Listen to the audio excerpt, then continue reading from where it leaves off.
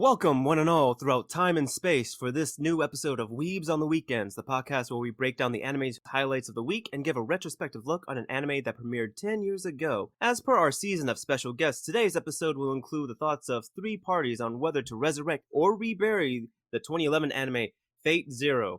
My name is Sam Martinez, a part-time weeb, full-time automail mechanic. With me, as always, is my co-host Jay Johnson, a part-time weeb, full-time English language sensei. Now, Jay, today's guest is one of my most recent members to my brain trust. He has acted as a peer mentor to me and has shown that you could promote social reform within your community, guard your nation along with his secrets, cosplay, be fit enough to share the muscles of said characters that you cosplay as, and be trash in team battles on Apex simultaneously. For today's episode, we have no other than our Guardian de Raito to Justicia, Jarrod. Yes, thanks for having me on. Thank you. I love the Apex. I love the Apex input there. Is that Apex Legends? Yes, sir. Apex Legends. And when he said trash, I am definitely trash. I mean, who are you playing though? I mean, are you a Bangalore guy or who you run? So, usually I am the gas daddy himself, Caustic. Leave the gas everywhere. I was Seer for a little bit, but he's kind of it's like playing Little Nas X, and it's real weird because after the dance is done, they give him a little thing, but I never win. Yeah, how you liking this new season? Did the new season start this month? I forgot. Yeah, it did start this month. It did. I enjoy it. The new gun is pretty broken. Yeah. Yeah. Do you have any other things you want to say about yourself, Jarrod, before we get into your anime? All right, I'll start with this. I've watched at this point, over 200 anime, 200 different anime. Manga fan as well, and I'll have to say, I'm gonna start with my top 9 anime. Actually, that's what I would like to start with. And just know that when you're go into this with the mindset that essentially Jay and I will be determining whether or not to continue the podcast on how trash or how great your animes are. So at the end of it, we're going to say whether or not we're going to swipe right or swipe left. So it's I'm all right. Just letting you know. No, that's fine, man. I already swiped, so I'm just hoping for a match. So I'm not gonna give these in any specific particular order, but you're gonna hear them very much so when it comes to the energy I put into them. I'm gonna start with Garden of Sinners. Have either of you guys watched that one? Oh, haven't seen it, but it's always on this decade's best films or best animated films, and it's also what Studio Ufotable is kind of else known for other than the Fate series. So now that I've heard that you approve of it, I'm probably going to put it on my to-watch list later. Yeah, I'm pretty sure I might have put... Bro, yes, you put me onto that, and I've seen it on Verve all the time, and I'm like, that looks a little bit like Saber, but I don't know. And Draw's like, you should watch it. And I'm like, okay, I will. And it was a good life choice. So I'll give a quick thing. So Sam, that is I want to say that's the anime that might have got me started in Ufotable. The animation was great, the storytelling was on point, and the powers that they explained or expanded on in the series was just phenomenal for me. So that's kind of what got me into that one. You had to check it out, Jay. It's a movie series, actually, so I'm pretty sure you're going to enjoy that one. Yeah, I'm familiar with it enough because there's 8 of them, I think. It's one of those Type Moon multiple route kind of games, but there's also the compilation TV series as well, which I think compresses all those 8 movies or a bunch of them into a anime series. So there's this TV series Garden of Sinners, and then there's the 8 movies Garden of Sinners. Coming in next, I will say Gundam Endless Waltz. I was a Gundam Wing fan growing up. It was on Toonami when I was younger. Loved Hiro Yui, probably the most iconic denial of a date I've ever seen, where the princess gives him a letter and he just rips it up and throws it back at her, but then gives her a wink or something. I was like, yeah, that's what I want to be like. Yeah, Hiro Yui was him and the pilot of the Death Scythe Gundam were 2 of my favorites, because the Death Scythe was in Endless Waltz just a beautiful bat-winged Gundam, and I was like, it's amazing. And then Hiro Yui It was just like he destroyed his Gundam shooting at something, and people were like, "If you keep going, you'll die." He's like, "I don't give a shit." So I was like, that as a young anime watcher was something I thought was just great. Very intense characters. No. I was just going to agree with you, but you were going to go on to your next anime. Yeah, the next anime is one that I know you haven't seen yet. Oh my It's a goodness. classic called Outlaw Star. All right, so why is it a classic? Why did it make your list? So this made my list because the first thing, back at that point, space travel, spaceships, and pilots types of anime were like all over the place, right? So after you watch, let's say like Cowboy Bebop, and then you watch this one, it's like you can tell they're made in the same genre or like same time frame, but instead of going the kind of classical like daily adventure route, scrounging for change or whatever, you have this guy who's like hooked on booze and women, finds this chick and gets on like an epic space adventure to basically save the universe. And what I liked the most about it, like the thing that stuck out to me was the character development and the weaponry. So I want to say at the end of the show, he had a weapon, like his gun. Basically, you put these different shells in it, and it does like different things. And one of them like sapped his life to like completely decimate folks. I'm talking like Black Air Force energy decimate folks. Yeah, because I haven't seen another anime that surpassed my love of Outlaw Star until Space Dandy. And it has like those same frantic vibes of like this mismatch crew, because there's like a cat girl, there's a young genius kind of standing in like for the position of Ed from Cowboy Bebop, the girl that he finds like whenever she fuses with the ship technically, so there's maybe like some Cylon, Battlestar Galactica kind of influences there, but then the ship also turns into a dual arm wielding fighting machine. Yeah. There are giant robots in this show? It What? wasn't a robot. It was just a ship with arms. Yeah. So all the ships have like unique designs. There's like competitors across the universe. The villain is really well written. Yeah, it's just a classic, like Jarrod said. Damn, now I am disappointed that I haven't seen this myself. Okay, this is going to be on my watch list now. It's all right. We're disappointed for you. So my next anime will be Berserk, also a classic. My specifically the movie series that they kind of summed up all of the Berserk before they went CGI. That Berserk is one of those like dark, gritty animes where the main character is basically struggling the entire time. Like he is a OP main character, but he is struggling getting like work every single like moment. There's not a moment in there where he's not like either getting hunted by something, getting shafted by the girl he likes, having his best friend betray him. Like it's always something with him, but he's like the essence of like manly destructive power in any anime I've seen. Oh my goodness. What are your thoughts on the passing of the original creator and them releasing that? I think Jay, you mentioned it was a memorial chapter that they were releasing. Yeah, it's releasing next month in September. Like the new issue of Berserk is coming out, and it's having like this memories of the author, creator, and the memories or letters to the author. So yeah, he passed away earlier this year. I always forget his name, but it's like Yeah, I feel like he is trained up. Like he spent years putting his understudies on similar projects. So I feel like the people who are taking over they're ready for this.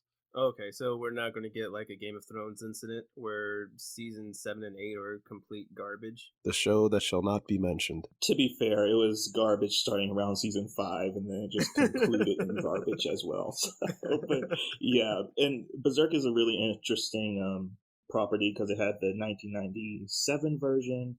What Jarrod you're talking about is like the film trilogy in the 2012s, and the ones that we shall not name in 2016, the CGI mess. But yeah, Berserk is a very interesting like history of weird adaptations. Oh yeah.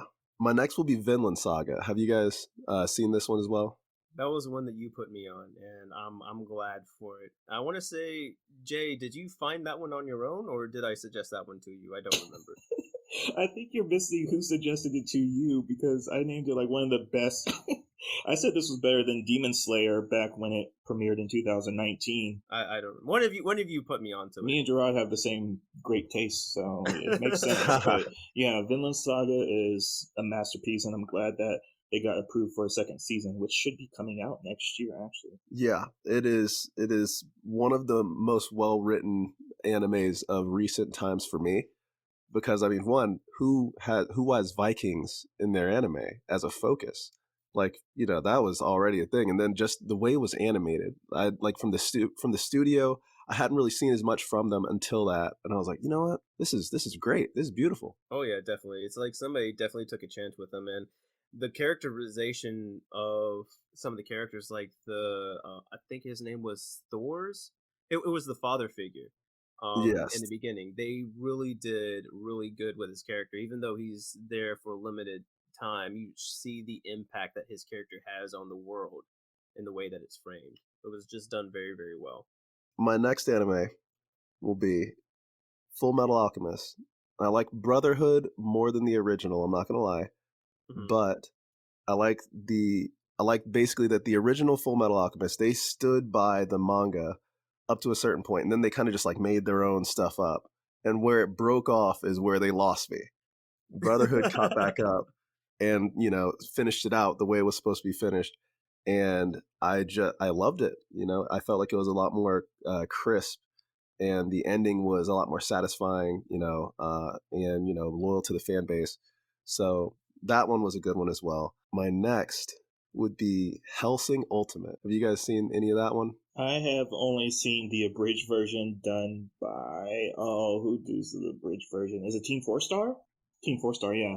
Yeah, so I've only seen the abridged Hellsing Ultimate, so I know the gist of the show plots, but I haven't seen it in earnest. Right. It is probably one of my favorite vampire focused animes because the guy is just, if you want to write an OP character, this is the way to do it, in my opinion, other than like One Punch Man. Because it's less like there's no way to beat this guy. And like even at the end of the anime, there's no way to finish this guy off. It's like all the characters from the main character, Alucard, to like the chick that's with him and the Roman, like the Catholics, all of them, they're very like well written in the form of like being just insane. Like everybody's just extremely intense. I love the action in that anime. It was probably one of my favorites because of like the action and the animation for it. My next anime would be Steins Gate. It's a kind of a bit time travel, back and forth anime, and I will say this: my favorite part about this was only the first season, and nothing past that. I'm only sticking by the first season. I will not stand up for anything beyond that. But the first season, they could have stopped at the first season. It was very well written. It takes you a while to get through the first 3 to 4 episodes. It took me like 3 attempts to get through the first 3 or 4 episodes because I did not know what was going on. As soon as like I was done like having my mind like destroyed, I realized what was going on and I fell in love with the anime. Watched it all the way through to the end. You know, roller coaster ride at times, but it was great. Yeah, I was about to say that's a very interesting because my co-host Jay here, he has the reverse opinion where he likes the second half as opposed to the first half. So getting a conversation between you two in regards to that, that would be very, very interesting if we were to do a revisit on Steins Gate. No, I think he just said the same thing that I said. Yeah, yeah. It's just like the first half of the because like Gerard, you're talking about the first 24, 23 episodes, not the prequel or sequel series, right? Right. Yeah, yeah. Yeah. We're saying the same Oh, thing. oh, because I think the prequel series was Steins Gate Zero. I muddled things up. Continue on. And then finally, not that it's my top, but the last anime that I'll put on this list would be the Fate series. And speaking of which, we'll be talking about Fate Zero, my favorite entry into the series. I feel like it expanded the most for any newcomer. I feel like the heroes that they selected were pretty on point. The animation was great. I had really no complaints. Oh wow, no, no, that's really good, and it's also a good segue too. Um, but still, like I'm glad that you had mentioned that, because I was gonna ask you about that before, because when we have spoken in the past, you've mentioned that this was a good entry to the Fate series. So no, I thank you for that. Jay, what do you think about Jarrod's 9 anime? Interesting that you have two 2011 anime on your list. Both Fate Zero and Steins Gate came out in 2011, so that's a good point in our lives, assuming that you're at least in the same age range as me and Sam. So that's pretty good. The only one, oh yeah, the Finland Saga that you keep up with at least some modern anime, so that's pretty great to swipe right on for that reason alone. Like, oh yeah, you watch anime currently? All right, perfect. And then Garden of He's Sinners not is like, stuck in the past. yeah, essentially that. Yeah, I don't want to mention any of the Ford Kids anime or anything, but whatever. There's the Garden of Sinners, which is like something I would have been curious about. So like that has that intrigue of why I would swipe left as well. So I'm gonna say totally that is a swipe right from me. I would say it's a swipe right for me as well, because as you said, like a lot of the stuff is something I'm familiar with, and I would have been interested in Outlaw Star. And now that both of you have mentioned it, I am probably going to start watching it as soon as we're done with this. So exactly, swipe right. And Jarrod, seems like you've passed, so we're going to continue on with the podcast now instead of kicking you out. Nice. I'm glad to be here. As we said before, the topic of today's discussion is Fate Zero of the Fate series, and essentially, Gerard, you had mentioned it a little bit before, how it's sort of like the prequel to, I guess, like the original Fate series, and this will be very interesting because we're getting 3 levels of nerddom here, whereas Gerard is just like the uber nerd, knows everything Fate in and out, knows all the characters and the lore and things of that nature. I'm the casual, filthy fan, and we have Jay here, which I think you said that this was your first exposure to the Fate series, Jay. I've seen the Grand Order Babylon first, so which is a weird entry as well. So and then also I've seen the somewhat of the Unlimited Blade Works abridged series, which I don't think that's done by Team Four Star, but they're done by someone. I think Project Big Oh, Mouth or Project something. But yeah, I will think about that more because I do want to give them a shout out for doing a great bridge series. But yeah, so this is technically my third exposure to the Fate series. okay. No, never mind then. So then you're not that far behind me in casualness then. So then what we'll do is we'll go over the synopsis, and just to let the listeners know that the time codes and the descriptions would be in the description below.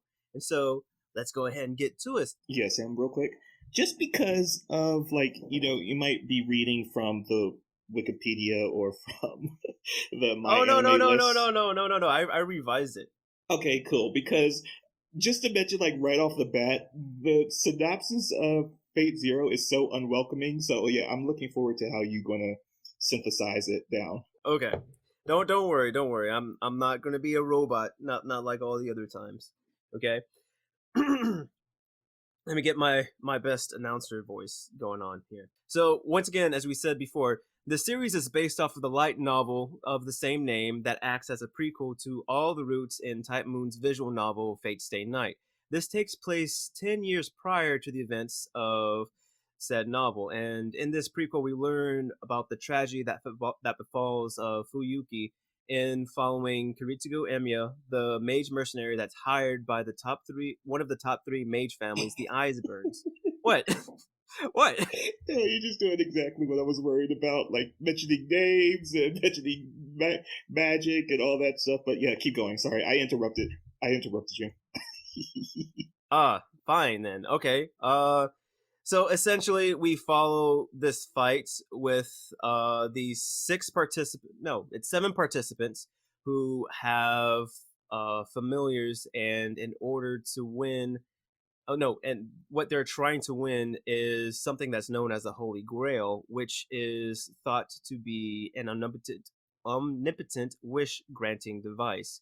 And the thing is, This is the fourth war, and the thing that makes this unique is that there are actually survivors. The other three were too, I guess, they were too fierce and too cruel to have a victor. And essentially, we follow the participants and the events that unfold that give us the backdrop for what is to take place in Fate Stay Night. Is that better for you, Jay? Oh, I mean, no, because it's like, so who are these families and who are these, like, did you say, like, who are these servants and was the Holy Grail War? It's just like, when you break down the Fate Say series, it's like one of those things of gatekeeping, like, by virtue of it being so dense. Same thing with, like, Kingdom Hearts and Evangelion and anything that just has multiple universes or multiple timelines and like this giant cavalcade of excellent characters that you want to root for. It's like so jarring when, even though I was exposed to the Grand Order of Babylon, it's like Fate Stay Zero or Fate Stay Unlimited Blade Works and Zero. So, I mean, I was hoping that Jarrod could actually simplify it in simple terms. Like, could you do that, Jarrod? Is that something easy to do? Like, is there a short version of this? Cracks knuckles. I am so ready. So the short version of Fate Zero is it's an explanation for a battle royale. It's a battle royale type anime where there's historical figures fighting alongside mages for their wish to be granted. Basically, that is the short version synopsis of this anime. Perfect. Oh my goodness, I felt like I said the same thing, but You did say the same thing. Gerard said like the thesis. You gave like the introduction paragraph. So it's like, yeah, they work together. They work together well. even when I revised it, okay, whatever. Let's just go on. The licensor is Aniplex. Studio is Ufotable or Ufotable. I don't know how to say it. The genre is action, supernatural, magic, fantasy, and the rating is R to 17 plus, and it is available on Netflix and in Japanese and in English. And Hulu. Oh, that's right. It is on Hulu. I totally forgot about that. Oh my goodness, gotta love Hulu. Excuse me. So yes, and as you had mentioned, Gerard, that this is a battle royale anime, and just to start things off, I wanted to pick your brains on what was your first battle royale anime that you were exposed to. We could start out with Gerard. So I want to say my first battle royale anime was actually Fate Stay Night, the original. It wasn't animated by the same studio. It was very bad animation actually, Oh, but I enjoyed the story. So when Unlimited Blade Works came out, I watched that as well, and it got me to watch Future Diary as well. So that was kind of my introduction to battle royale animes, and I've been addicted ever since. oh, very nice, very nice. I'm kind of glad that the story kept you going, even though, like you said, the animation wasn't as good as it was. So I guess that is a testament to how strong this story is. Jay, what was your first battle anime? Yeah, so to follow up with Gerard, mine was actually Future Diaries because I don't know, like during this time, like we just talked, it came out in this year as well. So, this would be my first year of college, one of those two. But yeah, it was one of those weird things of this was a genre that is very needing of profanity and violence and like that R rating. You can't have a death game and be kid friendly. So, and I was very much in a Christian household, so I couldn't, venture too far outside of the PG-13 rating, even though I was older than that. So, yeah, Future Diary was my first battle royale anime, but I actually saw Battle Royale, the Japanese film that kind of genre is named after before. Oh no, no, that's pretty interesting that you say that you can't really have a good battle royale anime, like unless it is bloody and gory. I mean, if it's a fight to the death, because my first battle royale anime, believe it or not, was Zatch Bell. So I guess I'm sort of putting my age out there, but it was just funny. Like as I'm watching this, I'm like, this feels so much like Zatch Bell, except more adult, and it's just a bit funny. And I wanted to do like a follow up question, mainly to you, Jay, because you said that your first battle royale anime was Future Diary and the movie Battle Royale itself. Do you see any similarities between those franchises and Fate Zero that you've seen? A little bit, because of like the premise by itself is that you have to have a multicast multicast characters, and you have to have express different motivations. You have to have this very underlining intrigue to why they are participating in a death game period. Are they either kidnapped? Are they being forced? Do they choose to participate?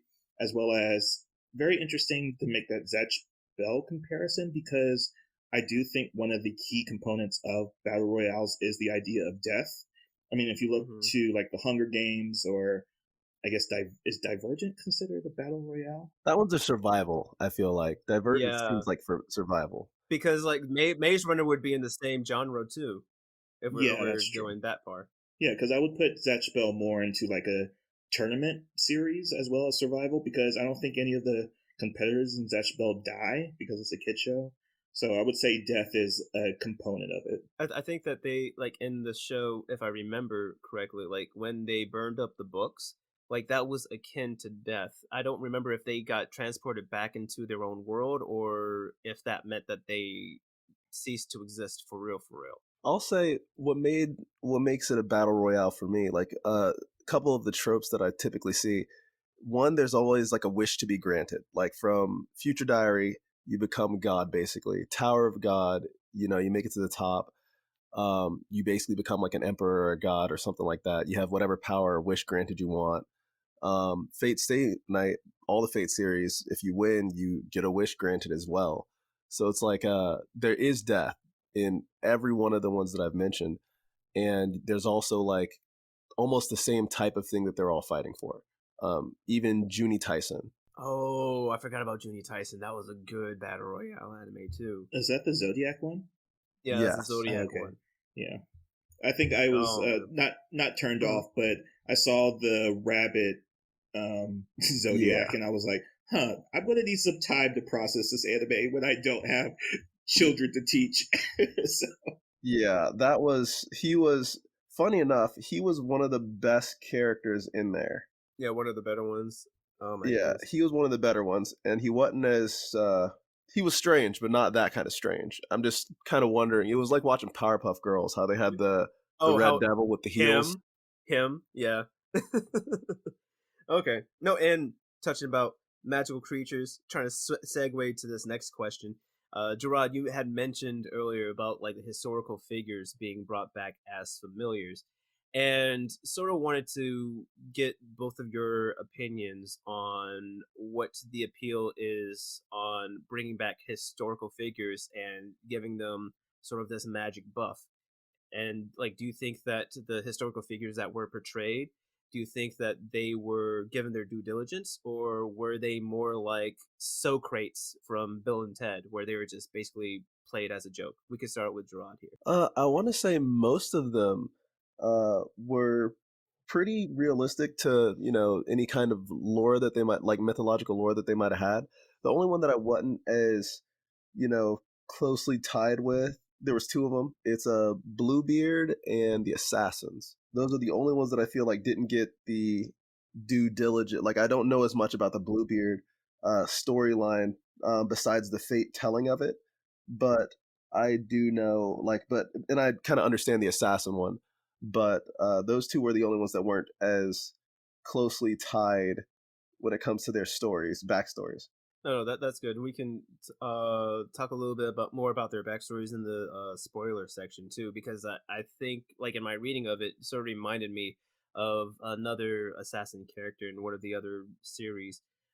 Jay, what's your opinion on historical figures? The I guess the appeal on bringing back historical figures and whether or not they were given their due diligence. yeah, especially in like those historic subtags of a genre, like we even see it most recently with like Record of Ragnarok, with like the world's or the humanity's greatest fighters coming forward. Even if you want to kind of call that, with make a parallel to the Avengers, the mightiest heroes, and then calling them forth through history is such a beautifully capturing idea of like the human condition or like this human spirit essentially.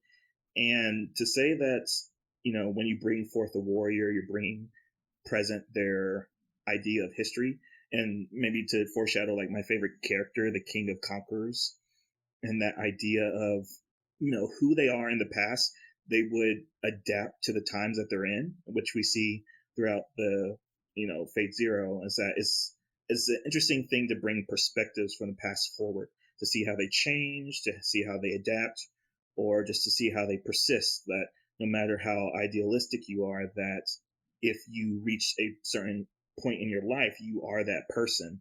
And that is kind of the whole point of the Fate Zero, or at least as I see it right now, is that it's not even a death battle. And I feel that that kind of undermines the series to call that this is a battle royale, because it's more of a battle of wills, or a battle of resolutions, resolve, I guess. And the intrigue from just casual conversations, like one of my favorite scenes, I don't know if we'll get to that, but a sit down between the King of Conquerors, Gilgamesh, and Saber. We haven't even talked about the characters yet, but like just a small moment of these three great warriors throughout time just sitting down and just talking is like a great scene in the series. So I do enjoy whenever like they take or they misplace people from time. Okay. And Gerard, what do you think about Jay's comment on how this is more of a battle of wills rather than a battle royale? I agree with that actually. It this one specifically, I agree with that. It is more of a battle of wills because just and I'm sure we'll get into that later, but just the thought process and motivations behind every character was what kind of drove them to make all of their actions instead of just like their power ups and buffs and strengths and all that kind of stuff. It was actually all of them had the focus of the characters was always what drove them to keep going in the tournament or in the battle royale, I guess. Okay. No. That's really good. That's really good. I didn't think about that before. Well, I guess I sort of knew, but I didn't realize that I knew until Jay brought it to the forefront. So I do appreciate that. So, guess this would be mainly directed towards Jay while we wrap up our pre-spoiler section here. Just what do you think about? I guess like sort of not necessarily being a complete newcomer, but you're becoming more seasoned in the Fate franchise. What do you think about this being a good starter anime for the series? Do you feel as though everything was explained to you, or was it essentially just a huge info dump and then you're just thrown into Mortal Kombat? uh, it is necessary because again, it is written or it's built up as very pretentious, meaning that it is structured in a way that interests you enough in the Freight franchise that you want to explore more. So it does have to be front loaded with exposition, setting up the characters, their motivations, especially because there's a bunch of underlining motivations, people betraying each other, deceit going on, backstabbing. Like Jarrod said, there are some characters that don't get enough limelight or spotlight, especially like Ryusuke. We haven't talked about any of the characters again yet, but like his serial killer proclivities, it doesn't really get highlighted at all. But that is, I think, the one negative, or at least the strongest negative of the show, that it does need to do that, but it's a necessary thing. And in the first 3 episodes, for the 3 episode test, it needs to do that because it has so much has so many places to go that it has to do that unless they want to scatter it out throughout the series, which I think would limit the discussion around like each of the characters' motivations and their moralities and the conflict actually between the servants and the masters. So I see it as a good introductory for that reason. Okay, no, I appreciate that, and I've going back and rewatching it. I feel as though like they did explain everything in a good bit, like the rules, a little bit about the great families as well, and I get like as I said, like we're sort of wrapping up the pre spoiler section. But you mentioned that you wanted to talk about the characters. Was there any character in particular that you wanted to talk about, or is that something that you feel as though should be saved for the spoiler section, Jay? Well, just along the lines of not, or we consider the 3 episode test, non-spoiler range, because at least you should commit to 3 episodes of a series if you're going to watch it. And just in those first 3 episodes, you get the motivations of Emiya. Let's just call him Emiya, the mage killer or magus killer, and like his relationship with the family. What is that family's name? The Eyes Eyes Burns. Yeah, Eyes Burns. And like you get his character, you get how cruel he is, you get how, well, not cruel, sorry, pragmatic. He is pragmatic. And like another one of my favorite scenes is the explanation where the oh my god, the names are going to kill me. But it's the scene where the two dudes are rotating around him and he's standing in the middle and they're just info dumping. Oh, you're talking about his dad and Tosaka? No. You're still talking about Emiya. Yeah, Tosaka's there, but yeah, it is that scene of Oh it's a no, good. Oh yeah, you're talking about Kotomine then, the guy who was part of the church. Kirei Kotomine. Yeah. Yes, thank you. yeah. I'll just keep referring back to Jarrod for the names, but yeah, it's a scene of the priest and they're laying out the plan of why they're bringing Emiya into this battle royale, and just that info dump, like Racine is like beautifully choreographed, not choreographed, but it is properly set up, like with a very mindful eye of like these 3 characters kind of playing with each other and having their own motivations. Because even at the end of the 3rd episode, I think Kirei, who has the assassin, sends it after, oh my god, names, bruh. But you see that The Tosakas. Yeah. Kirei sends them after, and then immediately assassin gets obliterated. But that's later on for a spoiler discussion. But yeah, like just the setup of like the intrigue again, I think that's what's the main selling point of the show is, and that you get the introduction of, I think, most of the main cast, or at least the ones that are the main focus, the protagonists of the series, that it is somewhat of a rival series between Kirei and Emiya. So I like their dynamic. I like how mistrusting they are, and I like how you understand that even though that he has this name of a killer, Emiya does have a family that he cares for. He has something worth losing, and I think that's an important part of a death battle, is that you set up your hero or your protagonist with something that they don't want to lose. Okay, no, that's very fair, and that's a good assessment. Gerard, what is your opinion on the 3 episodes of this series versus all the other Fate franchises, and how they portray the characters and things like that, or at least like what did they do anything different from any of the other series, or is that mainly attributed to the different cast? I feel like Fate Zero did the best job of explaining everything on the front end. Fate Stay Night, Fate Unloaded Blade Works, all of the Fate series, they do. Some of them are a little bit clumsy with explaining how this Holy Grail War works, and like, it's almost like they assume that you kind of know what's going on, so they skip a little bit of it and just try to show you off the main characters that you're going to be watching. So the first 3 episodes of this one, you get to see all of the like you get to see all of the characters. You get a little bit of their motivations. Like they front load you with the motivations, what the war is, where everyone's coming from. Not only that, like you get almost like an explanation from Tosaka and from Emiya about what all the characters, like what they've done, what their lives are like, what kind of servant they're summoning, all that kind of stuff. You get that very early on.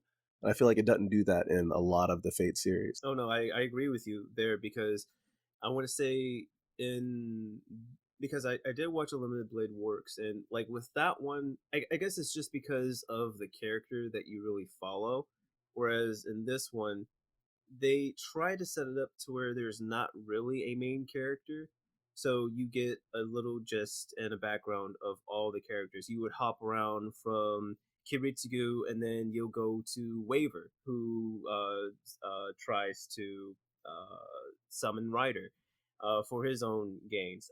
You don't see how Lancer is summoned, but because of Lancer's master to the master for Ryder, you get introduced to him a little bit, so you get a feel for his personality, and they explain his motivations a little bit later on.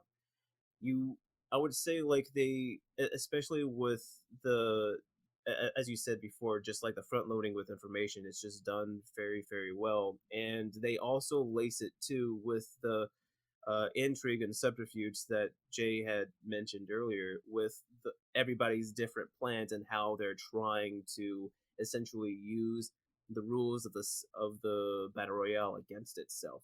So I agree with both of you that they do well in preparing the viewer for what's to come, and it's very user friendly. It's not like you go in there and like what it is. We're here about the scraps, so I really do appreciate that. So with that, we're gonna jump into the spoiler sections again.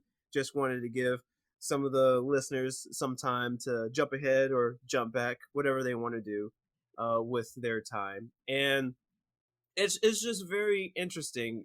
In the spoiler section, I kind of want to go on to favorite characters, mainly because Jay surprised me with his favorite character. I thought it was going to be somebody else. So Jay, why don't you tell me a little bit a little bit about why your favorite character is the King of Conquerors? So it goes to, like, again, that dynamic between master and servant is that Waver is, I guess, what would be a good parallel in literature or media? Like, he's kind of like the Hermione, I guess, from the Harry Potter franchise. That Yeah. he's pushing this idea of magic users. Oh my god! See, I'm already losing myself because magic and magecraft are two different things in this in this franchise.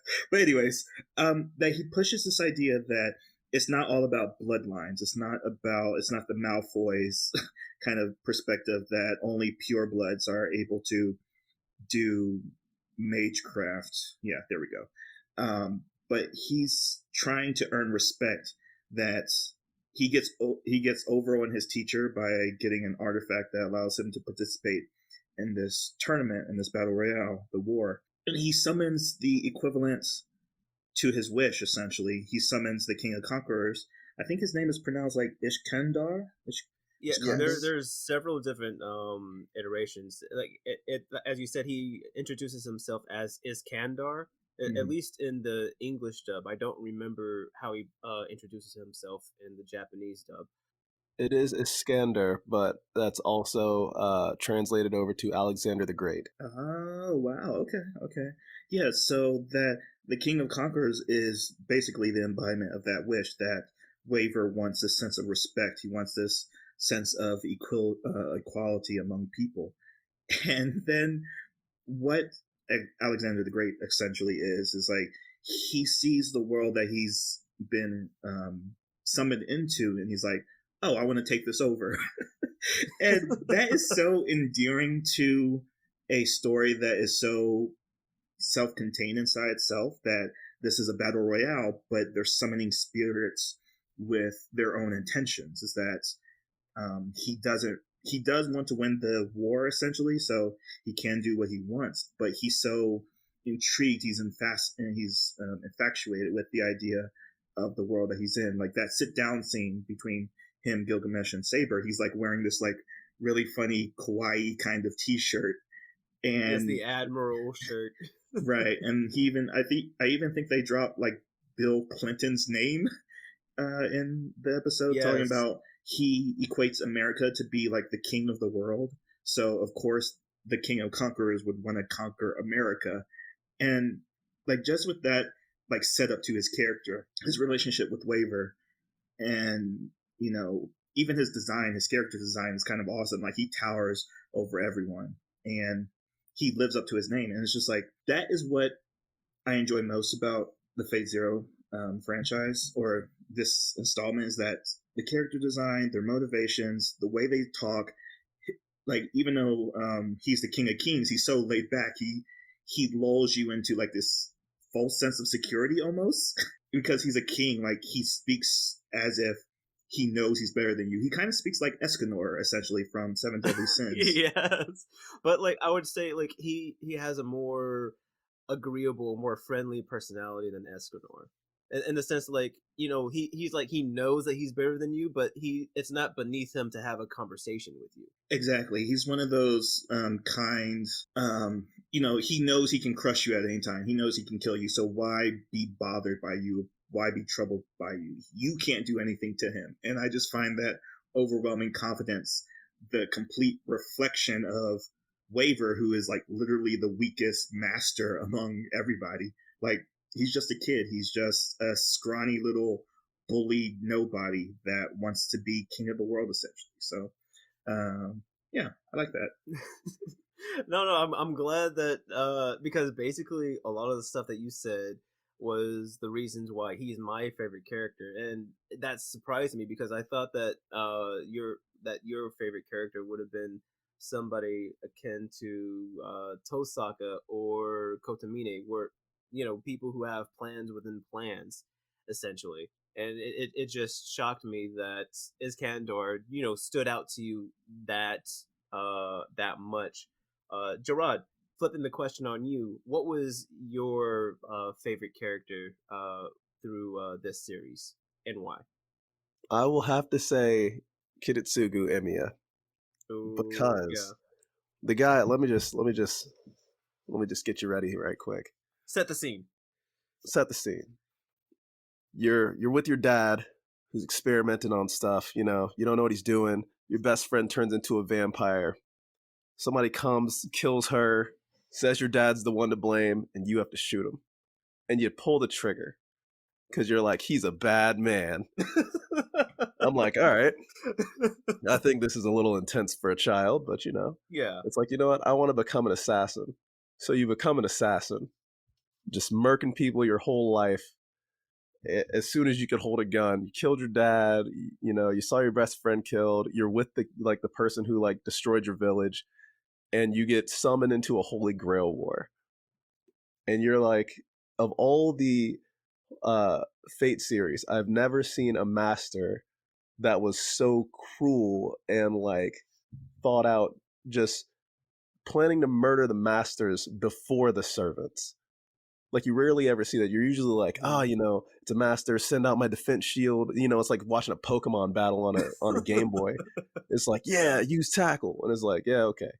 But then this guy has it's him and his second side chick with a sniper rifle. Hey, there's an assassin over there. All right, do you think you have a pot shot on the master? Yeah. He looks like he's chilling. You don't see that. It just his motivations were so good, and even throughout the series, while it keeps going on, it keeps developing the guy, and it's like he just wants to make it a very perfect world where everybody's nice to each other, and his means of doing it, the only way he knows, is killing the bad people. And it's like there's always going to be bad people. So when he finally gets to the Grail, it's like, all right, I want the world to have only good people in it. It's like, well, we can only do it in a way that you imagine. So it takes him through his systematic destruction of humanity, basically. And he just can't deal with it. He's just like, fuck it. And, he basically quits at that point. And I'm just like, just that well-developed character, you don't see it really. Even in Kirei, he was trying to figure his shit out. But Kiritsugu, he knew from the beginning, I just want all the bad people gone. No. And as you said, with this character, it's the way that he's portrayed throughout the series. We definitely do see how he's very different. One of the reasons that he's this is a name you're going to have to help me out with, Jarrod, because it's Lancer's master. I forgot what his name is. Lancer's master. That was Elmaloy Archibald. Cainith was his first name. Archibald. So it's just funny because him and just to recap, Kiritsugu's servant Saber and Archibald's servant Lancer, they had a scrap earlier, and then we're seeing Archibald. He's whining and dining with his wife and Lancer. They're trying to talk about what's going to happen, and then in their apartment building, everybody is basically evacuated. He realizes it's Saber's master trying to attack him because Lancers had attacked Saber and basically gave her a wound that she couldn't heal from. So essentially, for that wound to that curse to be lifted, they have to kill Lancer. And so Archibald is like, ha ha ha, pinky in the air. It's like, I have this, that, and the third death traps. I have so many ghosts in the hallways. It's like, ain't no way he's gonna come up to my penthouse, right? And then you get see you go back to Kiritsugu, and he's like, okay, all the people are out.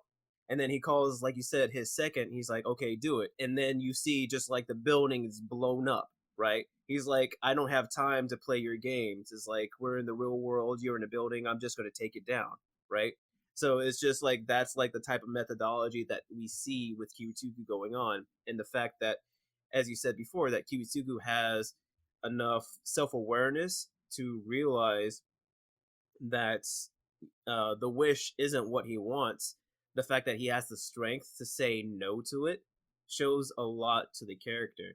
And you touched on a little bit of some of my other questions, but we can hop to this one right here because you had mentioned the Grail. So what do you think about the Grail's wish? Because up until that point, we are sort of lulled, or we learn of everybody else's interpretation to it, that that it is an omnipotent wish granting device.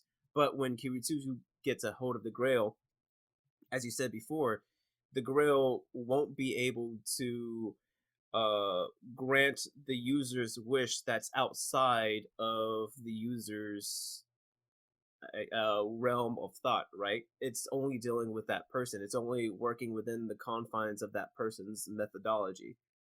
What is your opinion on that? Do you think that it's a good way to make the Holy Grail more of a monkey's paw type thing, or is it a flawed system? We'll go with you, Jay. Oh, I'm sorry, Jarrod. We'll go with Jarrod. Can I actually go first, though? Go ahead.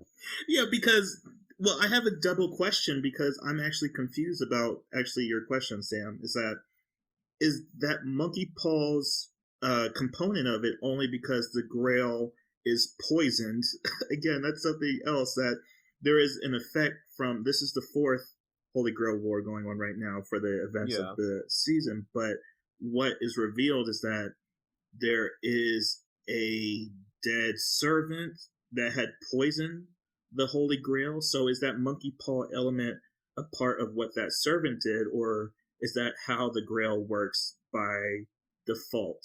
All right. So basically, the way that the Grail works is, it's not that you really have to, like, you have to go through this whole battle royale thing. It's that, like, the magic power and the, like, that you need to summon these heroic spirits, and the those and the command seals, when those are all lost, they go back to the Grail, and that's a lot of, like, magical power, right? Like, that's a lot of energy. Yeah. So that is what fills the Grail up, like, just that essence. And the whole killing process is just basically destroying it and putting it back into the Grail, right? Like, you use all this energy to summon these people back, and then you basically get them killed off, and they go into the Grail, and it grants your wish by using all of that magical energy. But it doesn't have, like, that much of a mind of its own. Like, when I say that, it's more of, it has its own characteristics, but it doesn't have, like, true intelligence. Like, it's like trying to tell someone to do something that's never done anything before. It's like, hey, can you go write a letter? It's like, well, what do I need to write a letter? Well, I would write it with a pencil and, put it on paper. It's like, all right, well, I'll do that. That's how the Grail works. Okay. So if you were to be like, I want everlasting life, then it would just let you live forever without aging, all that kind of stuff. You just don't age anymore. That's easy to, like, think of. You don't age anymore, so, you don't fall by, having your body rot away. So in this one specifically, it's that you had, like, a imperfect homunculus, basically. And that was one of the things, because basically the Einsburns, they create people, magically engineer people, and usually one of those people is used to house the Grail. because it's an imperfect human. That's why in the series you see like a lot of dead versions of the mother. Basically, that's one of the problems with the Grail, but the other was that it basically had enough of the um, energy, basically enough of the magic to create something. You already had the lady who basically died early, who went into the Grail early. She was in there like halfway through the season almost. She was like, "Hey, this I'm not supposed to be here yet," you know.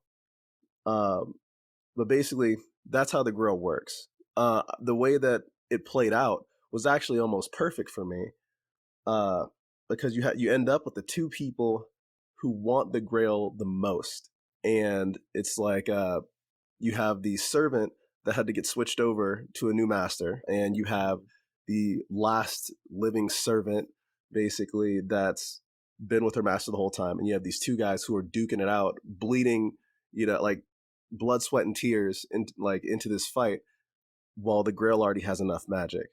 So that's basically where it starts, and what corrupts it after that is one, him choking the Grail out after he wins. Oh, so that actually did something to the Grail. I thought that was just like a mental image in his thing. I didn't realize that that was him actually choking the Grail out. I thought that was him sort of killing his own mental image, not actually choking the Grail out. Yeah, that was the Grail.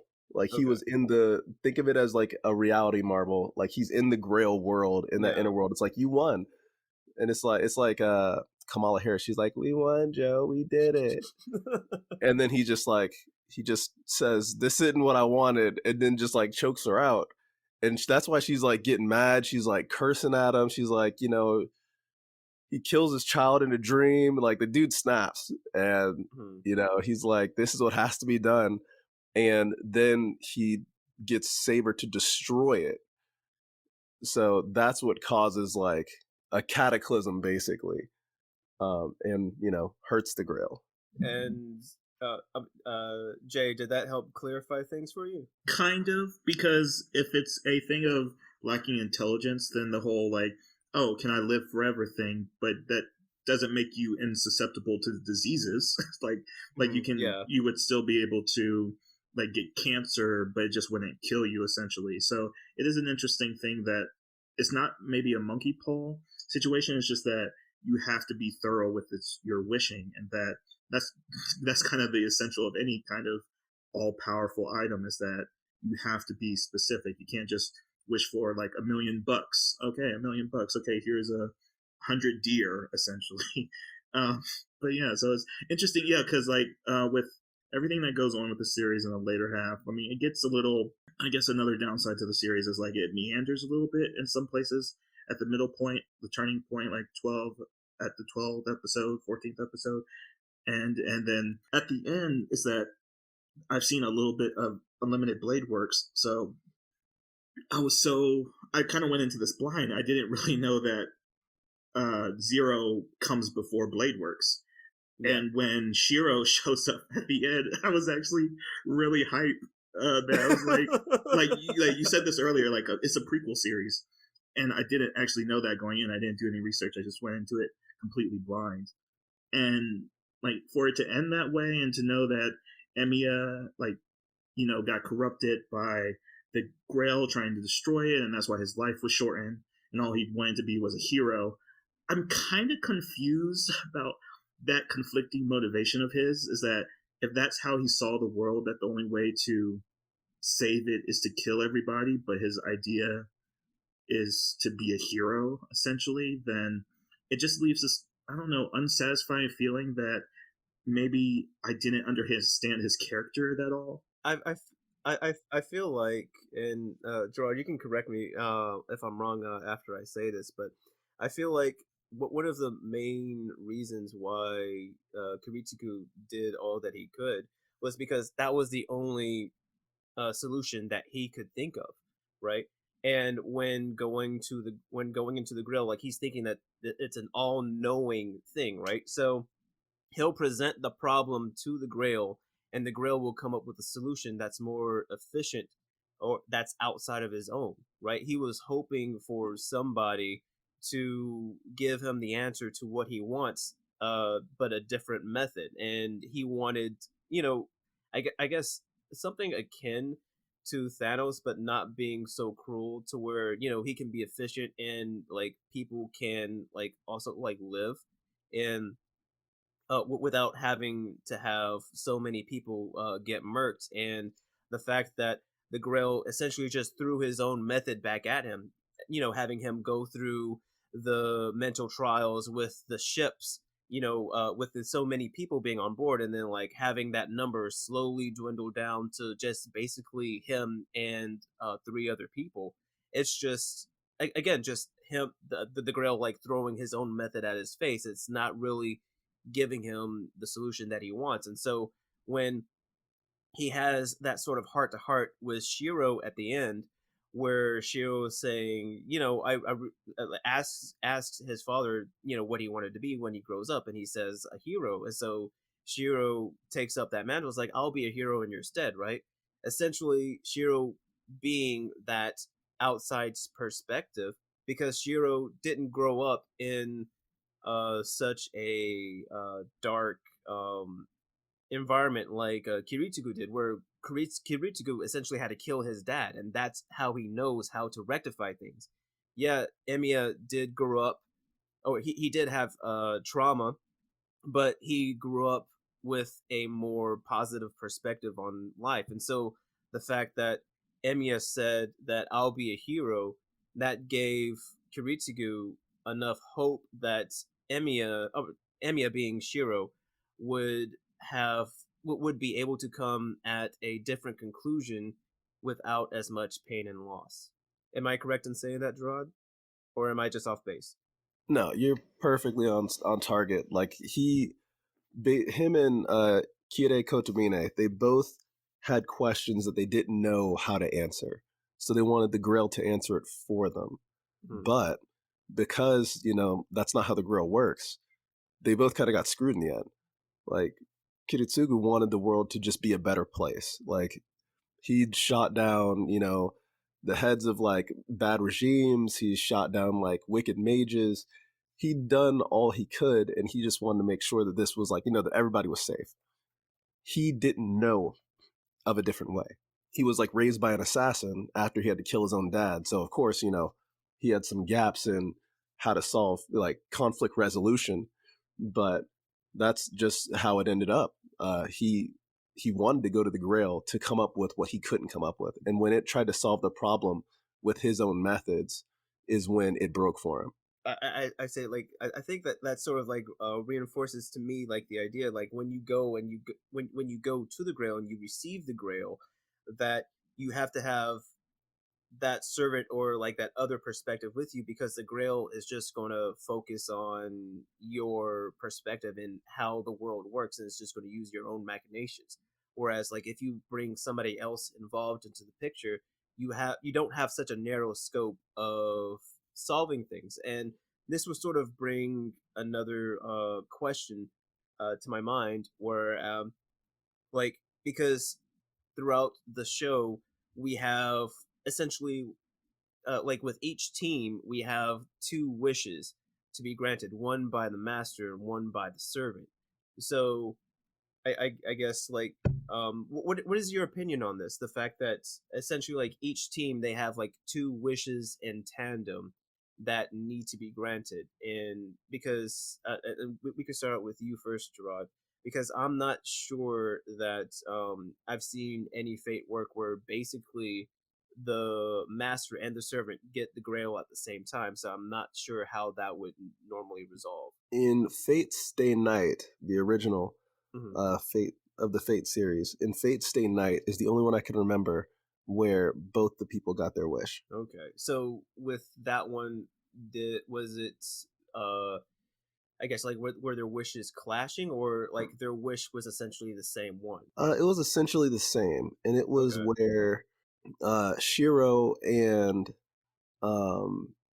Saber, he wanted Saber to be able to live and have her wish granted, basically.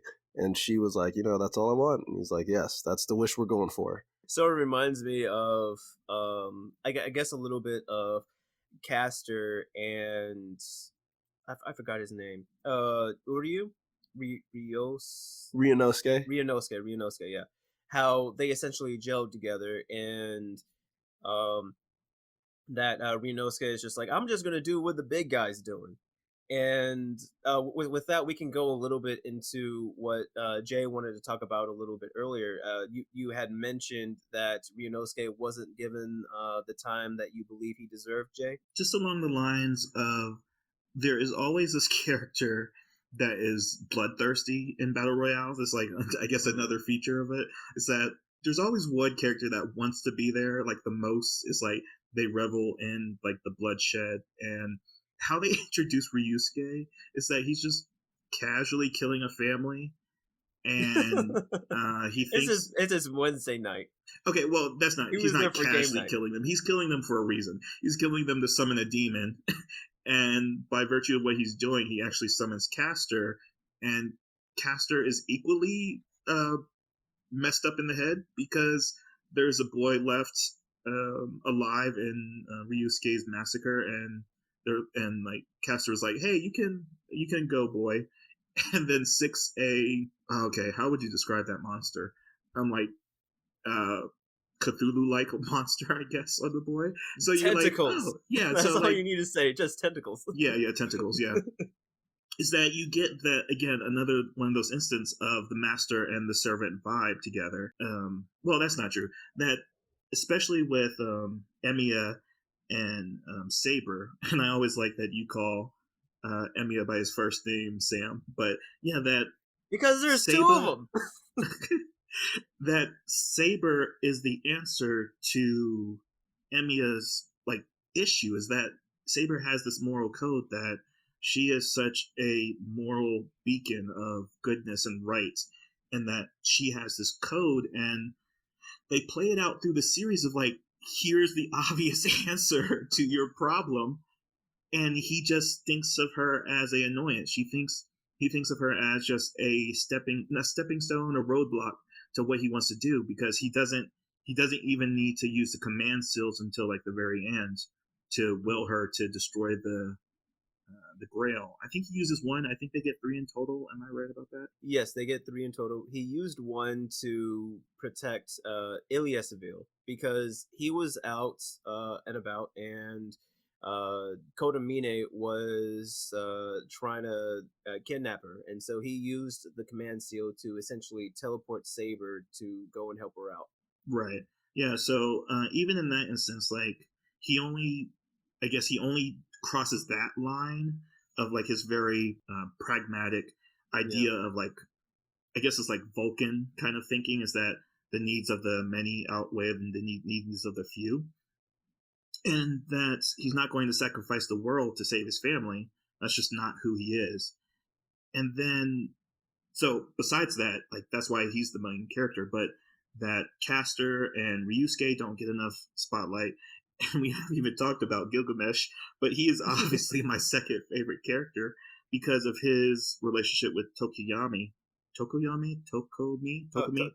No, Tosaka. Or Tosaka. were you trying to go for his first name? I don't remember his first name. I think his first name is Tokomi, so now I'm calling somebody by Jarrod, their first name. What's his first name? The Tosaka guy? Yeah. Like dressed like Phoenix Wright or his rival with the red suit, and it's the one that summons Gilgamesh. The pointed beard.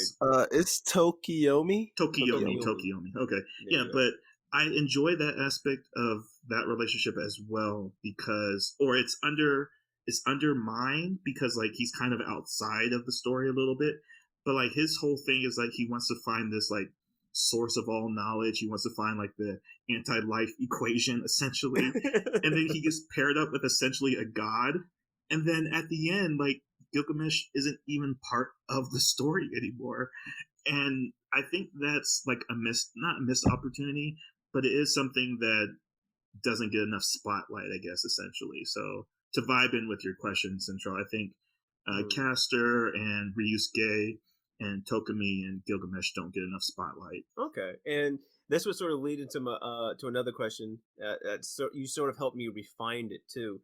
And what do you think about the relationships between the masters and the servants, because you mentioned earlier that essentially that the servants are a reflection of the master's wish. At first, I thought that it was mainly just like a contrast versus a compatibility test between the masters and the servants, and so it was. I have several ideas in my head now, because like you had mentioned how essentially Kiritsugu had summoned Saber, and she was essentially the answer to his wish.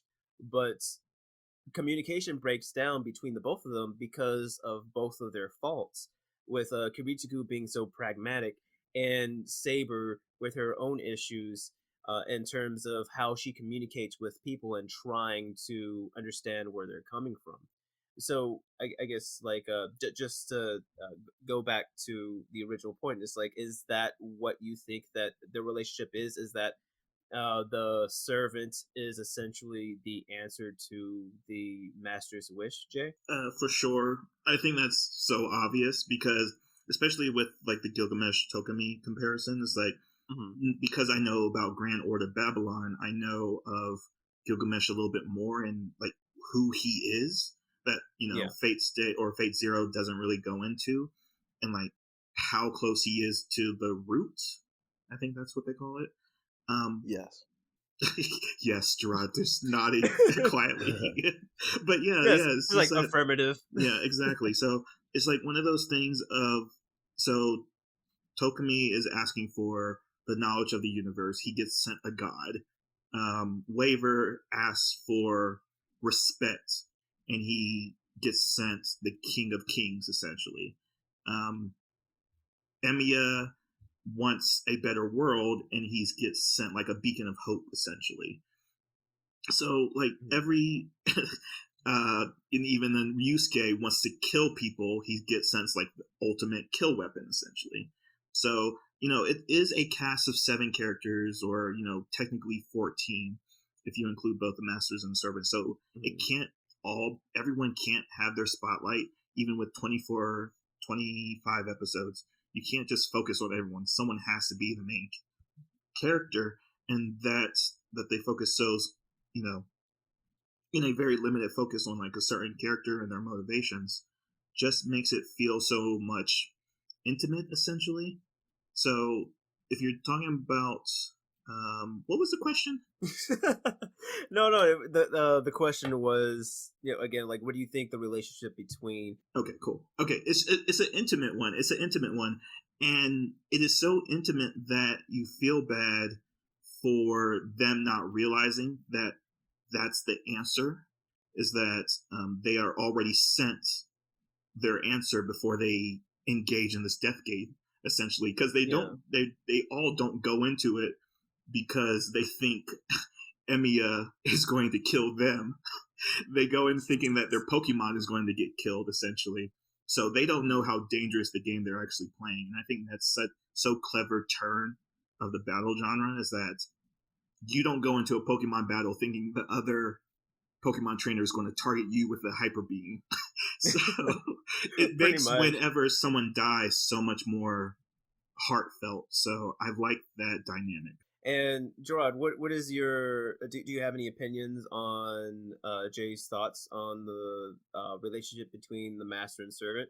Because we have Kire Kotomine essentially I guess summoning assassin, and we also have Archibald summoning lantern too. Do you think that his uh hypothesis holds up with those two characters, or even with, I forgot, the Mato guy, the guy with Berserker? So I'll say this: I have kind of thought on both sides.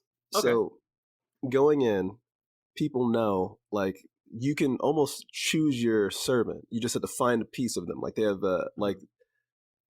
Waver stole a piece of Iskander's cloak.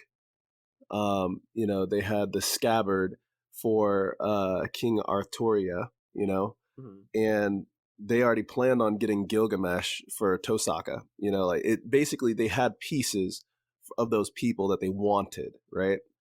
And they just like, they're like, hey, well, Like in other series, you have people who just get summoned without, like, they just get a random selection, or you have something to summon with, and you like target what kind of character you want, basically, what kind of Pokemon you want to get. You're just like, hey, Professor Oak, and he's like, yeah, what? My dad's gone. Let me get a fire type. And it's like, all right, cool, here, you know.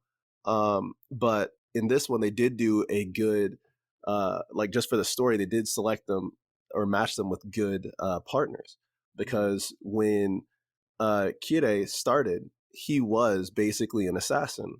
He was just like uh, Emiya. Like he was just like him, just for the church. He was an assassin. So when he got paired with a lot of assassins with different personalities, then I mean, I thought it was matching. And then he figures out what he wants, and he gets paired with a god afterwards. So they did, like, that was his progression for me, is when he changed over from, just having assassin being used as a tool kind of deal to having his own desires and matching up with somebody who had the means to find it for Okay, no. That's very good. I didn't think about his character arc in that fashion. That is, oh my goodness, that's like just the way that they did a good character arc for both Kibitsugu and Kotomine was just done very very well. Um, and earlier, both of you had mentioned that this is more of a battle of wills rather than a death game, whereas we have these characters that are essentially fighting their ideals and trying to show like which is better. Jay had mentioned this earlier with the King's Banquet. It's one of my favorite scenes as well, where essentially Iskandar sits down with Gilgamesh and Saber and essentially trying to have a dialogue on who should inherit the Grail to begin with. And so, just to sort of address this, because they try to juggle a lot of themes and ideals in this show. So, Jarrod, like, do you think that they did a good job? Do you think that they were trying to do too much? What were some of the themes or ideals that were done very well in this show? him. I feel like, actually, I want Jay to answer this one. I'd like to hear your opinion, Jay. All right. Yeah, it's interesting that with a death game that you kind of want to root for everybody. Well, sorry, barring the murderer, the serial killer. The thing that I didn't understand about Kire is his desire to find meaning, essentially, which is one of those, again, those vague kind of unanswerable questions that the Grail can't give, but no one can give another person. And again, like what you just said about the transition from being used as a tool to knowing what you actually want, even though if you all you want is to know what your real purpose is, essentially. And like the Grail isn't God. Again, like you said, there's no intelligence behind it. It's not a consciousness, and whatever it's tapping to is just magical energy that grants a wish. Without any discretion or indiscrimination. So, with the Banquet of Kings, especially, you get a strong understanding that everything in Fate Zero is on a scale. There's no bad guy, essentially. There's no quote unquote antagonist. It's just a bunch of rivals or foils, and that there's no D&D alignments that you can say. Gilgamesh is, I don't know where he is technically, true neutral because of his godhood that he proclaims. Like he's a self-proclaimed god, even though like Yeah. if you know anything more about Fate, that you know like who he is essentially, and I don't want to spoil that at all. But there's this whole mesh of moral scales, I guess, essentially, that Saber is like the beacon of lawful good, but there's no chaotic evil. Okay, never mind. There is the serial killer that I'm always forgetting, but because he doesn't do anything. But yeah, even with like showing up with the assassin, and we haven't really talked about all of the heroic heroes representing some actual historic figures. Like assassin is like the founder of the Hashira in the Middle East, of where we get the word assassin from. Even if you play Assassin Creeds, I think the leader in that is that dude essentially. Um, But with the different motivations, again, what really sells the series is that everyone has a point of view, everyone has a motivation, and that all the fighting is a spectacle. Like, Sam and I have talked about this, about technical and emotional choreography in fights. We talked about it in our Katana Katari episode, but everything the fighting does is more spectacle. You know that these characters are going to win their arguments just talking with each other, that unraveling their motivations and their own morality, the reason why they think a certain way, the reason why they want something, is what's really interesting. The fighting is cool. Ufotable does what they do, making beautiful choreographed scenes. I mean, look at Demon Slayer. They even came back for the movie. But with that simple banquet of kings, you get like the heart of the show essentially, and that's why it's my favorite moment.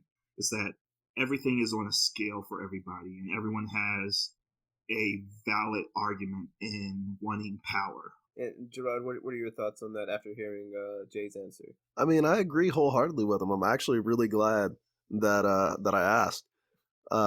It really does a good, like, it has a good method of giving you everyone's motivations, why they're even like part of the show. Besides the serial killer, I mean, he just wants to kill people. So, and there's always one. Like if you watched Fate Apocrypha, they have Jack the Ripper. And it's just like, well, Jack the Ripper is, Jack the Ripper. And the master of Jack the Ripper got murdered by some chick he was abusing or something like that. And then she's just like, well, I don't mind killing things. So let's go kill things. Like, it was just a thing. It became like a psycho mother and Jack the Ripper, But like there's always one character like that. But overall, there's like a wealth of information, like for backstories, motivations, and it lends itself to the sequel, or I guess the three different sequels that come after it. For the Fate Stay Night, different, Unlimited Blade Works, Heaven's Feel, and just Fate Stay Night. It really does lend itself to a continuation. So I really enjoyed that they had a good tie-in for everything. Everything was wrapped up pretty cleanly. You got to know a lot of the characters that had the most impact of the story. Like, and you got to see it play out in probably the most, like, one of the most best, like one of the better, I guess, ways of seeing a battle royale play out. Like, I haven't seen any besides Future Diary that was as intense or as clean as this one. Oh no, definitely. And as you said, I agree with the both of you that they basically they do a good job in showing or identifying like the themes, or at least like the motivations, and that makes the themes go moving forward a little bit clearer too. And sort of just like caveat, just like I guess I like to harp on this idea a little bit more. It's like, which do you think, or like which ideals clashing did you uh loved to see in this show? Like, which clash of ideals did they do best for you?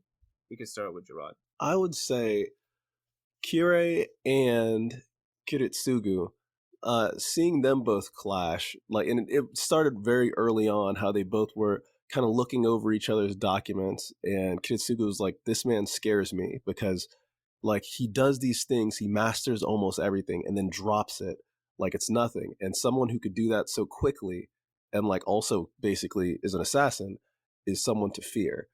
And he's like, I do this for a reason, but this guy, he just does this shit for fun.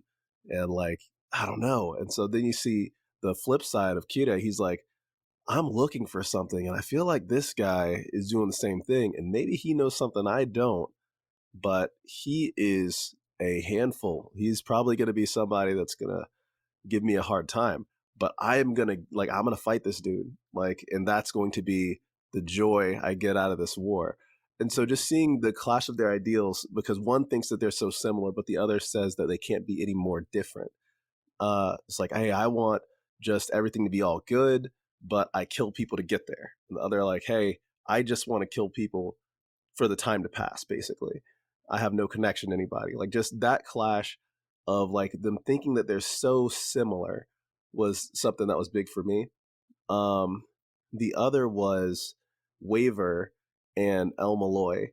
How El Malloy died so quickly, like, he lost his life and his servant so quickly after, basically shitting on Waver in the beginning of the series. And Waver gets, like, steals from him, but gets like the stronger servant with the weaker bloodline, the weaker magecraft. And with that being said, he still goes the furthest. So those were also, that was the other clash that I thought was very well played out in the series. Oh no, I'm glad that you brought that up because I completely forgot about I forgot about Waver and what's his name, Archibald.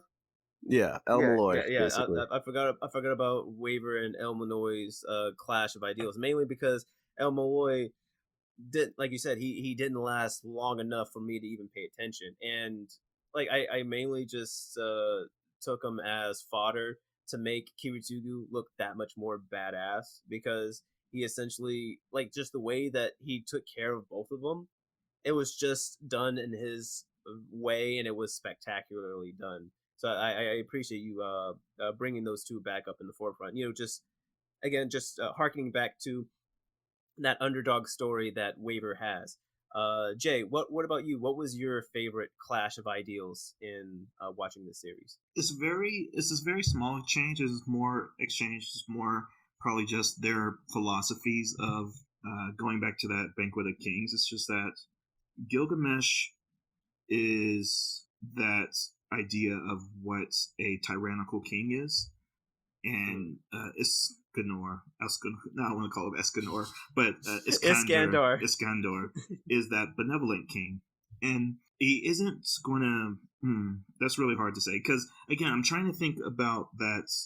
Like, it's just like that moment. I just is so beloved in my mind, that Banquet of Kings episode, because the whole betrayal of the Arthurian tale of Lancelot falling in love with Guinevere and Lancelot betraying King Arthur. King Arthur is the one that's going to fall on her sword for the people around them. Yeah. It's oh my god.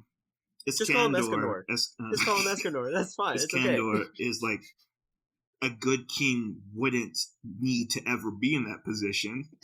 And then Gilgamesh is, I expect other people to fall on my sword for me. So, like, even though that's never in the conversation, that is, again, how strong the characters are with their ideals and how they talk, present themselves, even how they fight, because Gilgamesh summons spears from a different dimension, and Saber is like close up fighting, and Alexander just has all these great lines throughout the series, just educating Waver about what it is to be a good king, or what it means to be a good leader, that only people of courage and bravery are deserving to call themselves king or to lead men. And that conflict of the three-way conflict of ideals is so endearing, again, for who they are, is that it makes it hard to choose one over the other, because they're all not wrong technically, because Gilgamesh doesn't have an ego for no reason. He is a god. It is not like he should have responsibility for other people. Same thing like what Jarrod, you brought up with the conflict between Emiya and Kotami, that there is a emptiness in both of them that is kind of resonating with one another. Like, one of them is saying like, oh yeah, you're like me, and they're always like, you're the farthest from me because you're just so much darker, or you're so much deeper in the abyss. Like, you became the abyss while I just stare at it, essentially. And that is the only kind of relationship that exists in this series right now, or in this installment. That three-way contradicting idea of what makes a good king, essentially. So, like, whenever you have that question or that philosophy, like, oh, what is my purpose, or what is a good king, or what is right, or what is wrong, then that makes for a good conflict when you see it from both sides. Oh no, and I appreciate you bringing it back up because with those three, as you said, like there's a similarity between all the parties, right? Like what it means to for them to be king, and like when Saber brings her answer, both Iskandar and Gilgamesh, like they both have the same stance, right? Like there is some level of congruence between all three of them to where like if you look at all of them, if you have a balancing act, you can probably get a good king in that regard. And Jarrod, we've been gushing over our favorite scene in the show so far. So let's give you a platform to gush about your favorite scene. My favorite scene, I would say I had a couple of them. All right, so Okay. my first one, it was kind of a dark scene where they were explaining the bullets that Kiritsugu uses, and the lady's like, "Hey, I basically removed your ribs, ground them into dust, and turned them into like magical bullets based on your origin of your magecraft." It's like, all right. It's like, so if you shoot this at someone, this is gonna really destroy their magical circuits because that's what your origin is. So that was one scene, just like the fact that they were taking this dude's ribs out to make them into bullets. I was just like, what kind of savagery, you know? And then the explanation of how the Grail would grant his wish, and him realizing how big of a nope that was for him. Like, it's like, hey, if there was a ship with 300 people, and he's like, yeah, and there was this fact, it was going down, and there was a faction. What are you gonna do to these people? It's like, well, and then it shows the dead people, Yeah. and then it's like you make it onto the next boat, and you just see like his face, like all of the glory, like all of the happiness of like his wish maybe being granted just starts to slowly sink in that Mhm. there is no way that this omnipotent wish granting chalice is going to be able to grant his wish, and that there is like his whole concept of hero and righteousness and justice, it all kind of falls by the wayside of like as an impossibility. And you see it in the next series where he's talking to Shiro, and he's like, "I can't be a hero." He was shown that he can't be a hero, and he like his character resonates with me as Archer, Mhm. in Fate Stay Night, the kind of downtrodden but souped up version of Shiro. And it just like when you see like their definition of hero, it goes from like shonen jump hero to like Batman gritty, and you have to see the contrast there, and the way that they point that out to you, I feel like is just like it's a perfect way of doing it, because you start out with this guy who's an assassin, and he just he murders people to make the world a better place, which sounds horrible, but Mhm. he's like, there has to be a better way, and there's like, hey, there is, but there's not. Like you're like Batman without the don't kill complex. You gotta find something. Yeah. So mostly anything with him in it and Kire, like those were my favorite scenes. But lastly, I would say I don't know, man, Iskander the Great. Like Lancer the fight with Lancer was pretty good. Iskander, any fight with Iskander, it was pretty clutch because the guy was just a monster. Like he just, you look at him, he has a sword, but he'll just say, fuck it, I'll just ride my chariot instead, and still wrecks people. Like the fact that he got everybody together to drink, and then like when he has to challenge Gilgamesh at the end, you know, just seeing the two instances where they both drink either way right before the fight, I really enjoyed that. Oh no! Oh yeah, it was a good scene because even though Gilgamesh was as prideful as he is, he did take the time to sit down and have a drink with him as a fellow king. So like Iskandar commanded that respect out of people who even thought so lowly of him. Yeah, 100%. And my last was Lancelot. Lancelot, just seeing what they did with him, because they're like, hey, he's already going to be a berserker, but we're also going to give him the madness.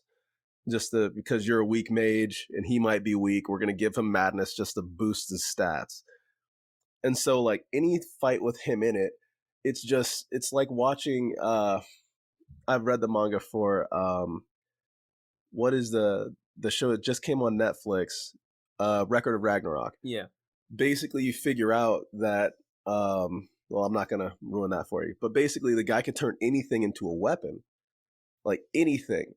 He grabs a jet with a pilot still in it. He grabs like light poles. He turns into like basically Gambit, and I'm just like, all right, I like this. Like he can bend anything to his will, create anything into a weapon. So any fight with him in it, you just never know what's gonna like what is going to be used, and that was also pretty cool. Like figuring out who he was, you know, getting his ass whooped, but figuring out who he was versus like into how he played into the story, that was also like pretty clutch for me. Oh no, that was awesome. So Jarrod, talking about Lancelot, it brings up another question, and it's in terms of Saber and the gender bend. And I can understand one thing that we've seen in the Fate series, right?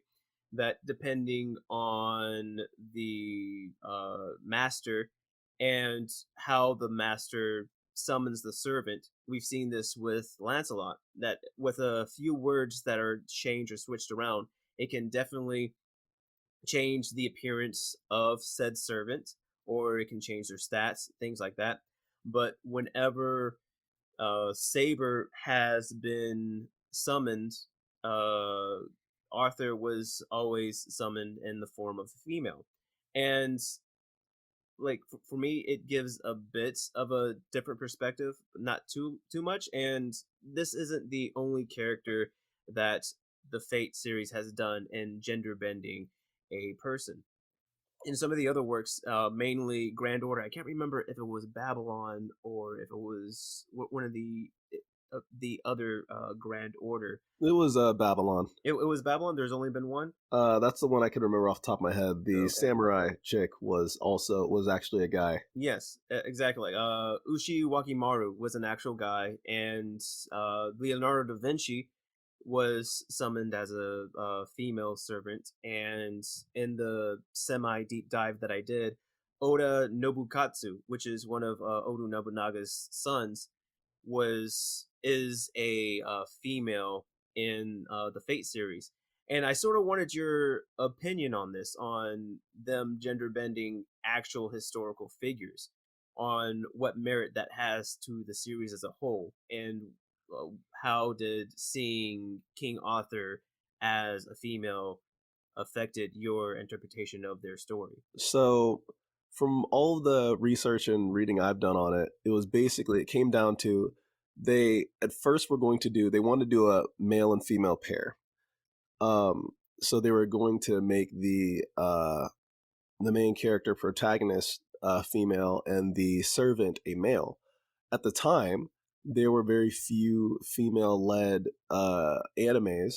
Like if you think about it, like Sailor Moon, and like just you didn't have as many like Sailor Moon, Ghost in the Shell. There was like a couple more, but there weren't really many that were selling that hot at the time. But you did have like Future Diary, where it was male and female led. Mm-hmm. And that worked out. So instead of making it a female master as the like protagonist with a male servant, they ended up switching it around, and they made the signature, like the creators like the signature look of Saber, so they just kept with it, and that has now been like a look that Ufotable has like kind of capitalized on.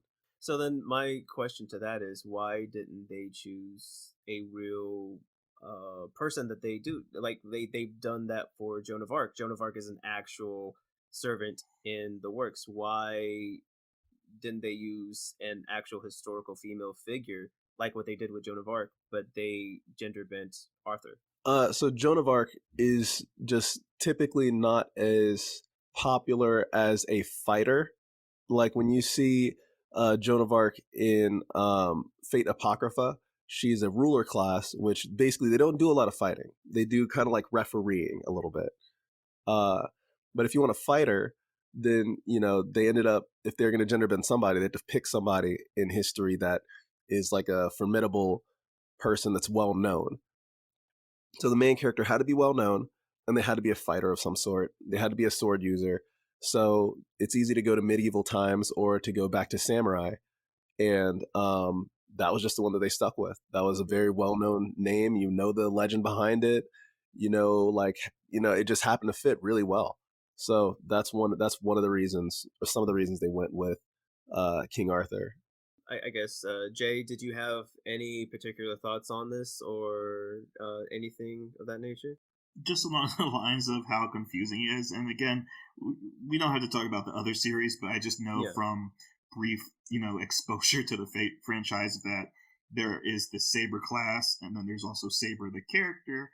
And the specific look, I wanted to call this out because of the character design is so unique to Fate that they all have like this one particular look, even though there are many installments to the Fate franchise that Ufotable isn't responsible for, but the character design artist for this series, as well as Unlimited Blade Works, is this dude named Pseudo Tabu Naughty, and he's the animation director as well. So, just giving credit where credit's due is that the design of Saber and all the other characters is produced by his work, and there's nothing really standoutish with the gender switching of King Arthur for me, that or the particular way that King Arthur is shown in the series, because it doesn't really have much to do with anything. It's just that the ideals are at play at who King Arthur for the Arthurian tale is still at play and hasn't been altered through a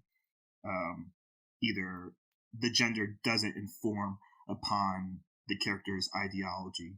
So that's basically it. No, and I understand that, and as I said, like, it gives me another perspective, because like I'm sure like back in that times, like there probably was a Mulan type character where a like an actual like a female was trying to get ahead of the in the world and had to don the persona of a male. I guess like the only issues that I take with it is like when you do it to actual historical people. I know Arthur is a legend, so it doesn't matter. But like people like Da Vinci and the samurai, the aforementioned samurai, like I would be like that. But that person was an actual man. Why would you do that? But from what I've seen, the Japanese people never really had so much pushback about it. So if they're mad on it, if they're not mad about it, I don't think I should really be mad about it. I will say this, just to kind of clear things up really quickly though. There is an Arthur Pendragon in the Fate universe, just not in the Fate series. There's Arturia, okay. which is the girl version, and there's an Arthur Pendragon. But he's in the games. Okay, so that's an actual person, because I remember when I saw Oda Nobukatsu, they had Saber looking like she normally does, but she had a vizier on, and the title went like Arturia. So, oh, sorry, not Arturia, but it was Arthur. So, are you saying like it's a completely different person, or it's the same? So technically, it's a so in the Fate series, they're like, hey, there's the history behind it, and there's a told history and a perceived history, just like Jack the Ripper. Jack the Ripper can be anything. It can be, because Jack the Ripper was never found. Jack the Ripper can be like the kids, or Jack the Ripper could be like a killer, or whatever it could be. There are different incarnations of the same character in the Fate series, and there's also alter versions. So it's just a huge universe where you can find multiple different versions of the same character. No, that's interesting. I guess sort of taking the multiverse theory, or the multiverse viewpoint in to perspective, like the different roots and things of that nature. So right, you can sort of satisfy the Arthur legend purists, as well as the Fate fans as well. And as we're sort of winding the discussion down a little bit, were there any themes or points that you want to talk about, Jarrod, that we didn't get a chance to touch on today? No, I think we've done a pretty good job of covering most of the bases. I would say the classes, we didn't really clarify that, but I think you kind of get it once you get into the anime. Now that you mention it, it sort of makes me think about a question. I can sort of use this one before we get to our final thoughts on it. So, as we had mentioned earlier, to sort of summon a servant, you would have to have something belonging to or relative to that person. So, for instance, Waver had a cloak of Iskandar, and Tosaka had the oldest fossil to try to reach back to Gilgamesh, because I think they said that he was the first hero, or that's why he was the hero of heroes. But along those lines, uh, my question to you two would be: if you were to be summoned as a servant, what would one need to have in their possession to summon you, and what class would you be summoned as? For me, you would have to have let's see, a copy of Destiny 2, my anime search history, and probably my laptop, and that would be it. And I would be summoned as probably, I would say, a lancer, or yeah, probably like a lancer class. Oh wow, one of the three knight classes out of the gate. Okay, okay, okay. Does your anime history, does it need to be printed, or can it be on the laptop? It could be on the laptop. Okay, okay. What about you, Jay? What would your catalyst be, and what would you be summoned as? It either needs to be my favorite book, which is After Dark by Hiroyuki Murakami, or my own book. And then I would be summoned as probably an assassin if I had to pick what I vibe with most. Ooh, assassin. All right, gents. So now it's time for the final verdict. Resurrect, meaning that we would recommend this series to somebody else, or rebury, meaning that this franchise would be forgotten throughout all existence. So, Jay, let's start with you. Would you resurrect or rebury this franchise? That's really hard to determine, because is it a good entry to the Fate franchise? I'm going to let Jarrod speak more about that. Is it a necessary prequel from what I've seen from Limited Blade Works? That's also really hard to tell, because again, with the root system of Fate Stay Night, again, as what I've learned from Jarrod, is that it goes like Fate Stays Night and Unlimited Blade Works and Heaven's Feels. So I don't really see this anywhere on like the best anime of the decades list. And what Ufotable does is like top tier, S tier animation. And again, because of maybe a singular direction from Pseudo, or director Pseudo, and same thing with this character design. The little bit of meandering in the bit of middle, that the fighting is a spectacle. It is more of a meditation on ideologies and what makes a good king, a good person, what is right, what is wrong, what makes a hero, even. So everything I enjoyed about this came down to basically a conversation. And that is so hard to do nowadays, is that to make a conversation interesting enough to exist or to expand 25 episodes.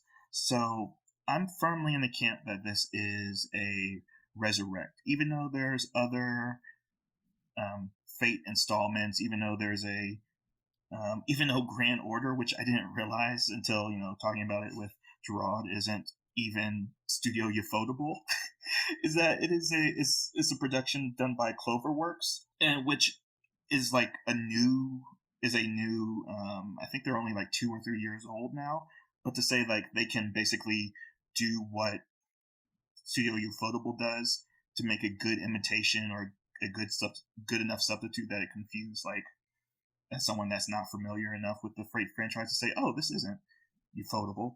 But to say that this still has a place in the modern anime community, like it's 10 years old, maybe people have forgotten that this is somewhere that you can start, that this should definitely be recommended to people. So I'm going to give it a verdict of resurrect for those reasons. Thank you for your input. Jarrod, what about you? Resurrect, rebury. I'm gonna go ahead and give it a resurrect. I haven't watched this anime in a long time until recently, and in rewatching it, it ignited what I loved about the anime at the time. So just basically the storytelling, the animation, and the thought of what a hero is, like Jay said, you don't really see that much in anime these days where they have like that actual adult conversation instead of like the win every fight, power up, it was actually like, what makes right and wrong and like the blurry line in between the two of being like too good. So I think I'll give it a definite resurrect. Oh, actually, Uh, sorry. Just real quick, because now I need to go back on what I just said because there oh are no, actually Jay is backpedaling. yeah, What? just because of what just Jarrod just said is that there are other anime that do this, and it's because so I talked about the animation director, but I didn't actually talk about the series director, and his name is Aoki, and he did It Invaded, which you and I love, Sam. He Oh, also did yes. Recreators from a couple years ago. He Okay. did I love a that one. Noah Zero, which is like one of the great modern mechas, and he also did earlier this year Wandering Sun. So all of those animes have that kind of what Gerard just brought up, that centerpiece of storytelling around a conversation, and I think that's just because of this specific director. So that was my last point. Kind of backpedaling, but a little bit more informed point of view now. Wait, did you say that Aoki that he directed Grand Order or he directed Fate Zero? He directed Fate Zero. Yes. Okay, okay.